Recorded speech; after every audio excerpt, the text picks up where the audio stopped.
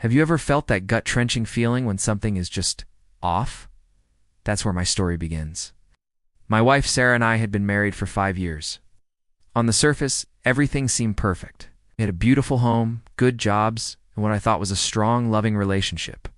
Whenever I'd ask her, "Are we okay?" she'd smile, kiss my cheek, and say, "Of course, honey.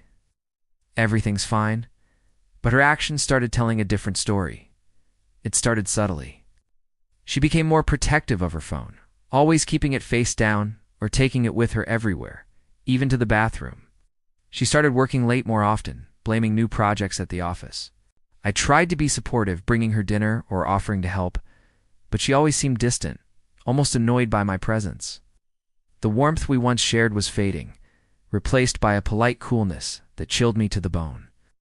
Then came the late-night calls. It happened one Tuesday.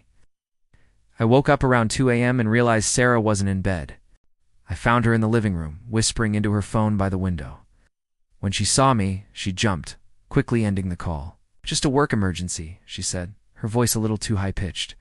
But it wasn't a one-time thing. It started happening 2, 3 times a week. Always the same routine.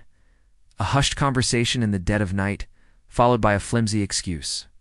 I knew something was wrong. That feeling in my gut was screaming at me now. I wanted to trust her. I really did. But the evidence was piling up. I started noticing other things, like her sudden interest in a new gym on the other side of town, or the way she'd get dressed up for running errands. The woman I married was becoming a stranger right before my eyes. My mind was racing with possibilities, each one more painful than the last. Was I just being paranoid? Or was my fine marriage a complete and utter lie? The breaking point came when I found a receipt for a hotel room in her car, a hotel I knew was nowhere near her office or her new gym. It was for a weekend. She told me she was on a business retreat. My heart sank. The whispered calls, the late nights, the distant sit, all clicked into place. With the receipt in my hand, I confronted her. The facade finally crumbled. There were tears, confessions, and the painful truth came pouring out. She hadn't been on a business retreat. She had been with someone else. The phrase "everything's fine" echoed in my head. It was the biggest lie of all.